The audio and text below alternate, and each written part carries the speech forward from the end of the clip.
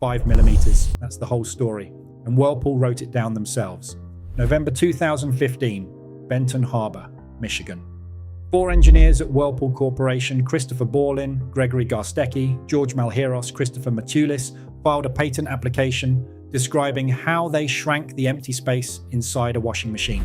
It went public May the 25th, 2017, under a title so boring nobody read it: Laundry Treating Appliance and Method of Assembly. Publication number 2017-01-45618A1. 17 millimeters down to 12. That space is the only thing between your spinning drum and the tub around it. They cut it on purpose. They explained why in writing. And the reason has nothing to do with how you load your laundry.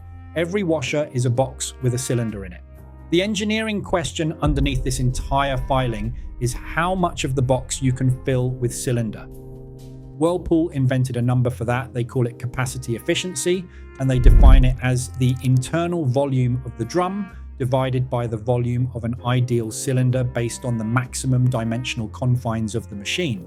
Machine width sets the diameter of that imaginary cylinder. Machine depth sets its length. Everything sitting outside the drum but inside that boundary is, by Whirlpool's definition, wasted. Then they published the scorecard. Table 1 puts 6 examples of the new design against 19 conventional machines, and their 6 land between 45 and 49%, while conventional machines, Whirlpool's own comparison, their own numbers, sit at 38 to 43.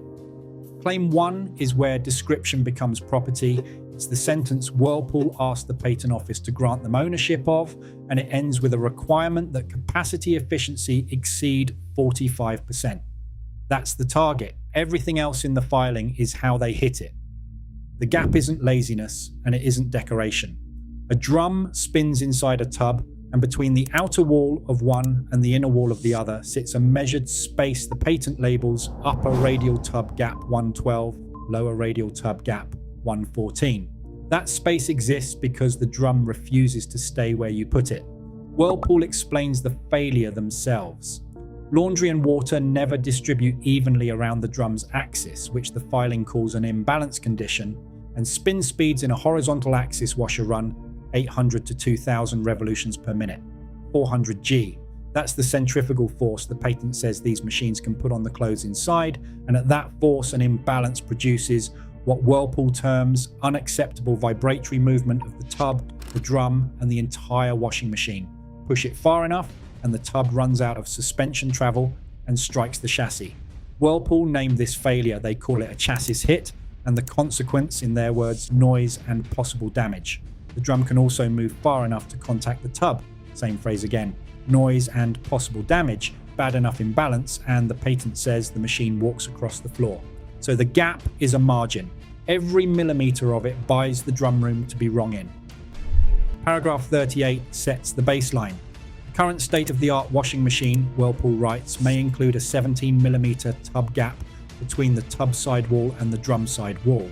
And of those 17mm, manufacturing and operation tolerances, each somewhere between 5 and 10. Paragraph 39 is the one. The suspension system and counterweights, it reads, may be selected to allow for as much as a 30% or more decrease in the operation tolerance for the tub side wall gaps. Here's the sentence itself. The operation tolerance may be decreased such that the overall tub side wall gaps can be decreased from 17mm to 12mm, allowing for a larger drum and thus an increase in capacity efficiency. 5mm of safety margin converted into a bigger number on a showroom sticker. Now, Whirlpool didn't do this recklessly, and the patent is direct about the engineering underneath it. Conventional machines hang the tub on 2 springs. This design specifies at least 3 springs and at least 3 dampers, and the worked examples in the tables run 4 of each. They tested it. Multi-body dynamics models in Adams software, a 1.5 kilogram imbalance loaded into the drum, accelerating from 100 to 300 RPM, and the 4-spring systems came back with comparable or better side-to-side tub displacement than the 2-spring comparisons plus better tilt behavior. More suspension doing more work, so the gap can do less. But read what the document actually promises, because the wording is surgical. The gaps may be selected to maintain the number of cabinet hits and tub hits below a predetermined threshold. Nowhere does this patent claim the machine won't hit. The design target was a machine that hits rarely enough, with enough defined internally by Whirlpool, and stated nowhere across 90 plus paragraphs of this filing. Everything so far is a patent, which describes intent, not your specific machine, worth saying plainly. But Whirlpool's own document makes the suspension load bearing. Tighter clearance only works while the springs and dampers keep that tub controlled. On 17mm, a worn damper costs you noise. On 12, the same wear has 5 fewer millimeters of room to be wrong in. Repair technicians publishing on this describe a test that needs no tools. Push down hard on the drum, let go, and watch. Healthy suspension brings it back smooth, barely any bounce. If it acts like a trampoline, repair sources read that as a strong sign the dampers have worn out and stopped absorbing movement. Then look.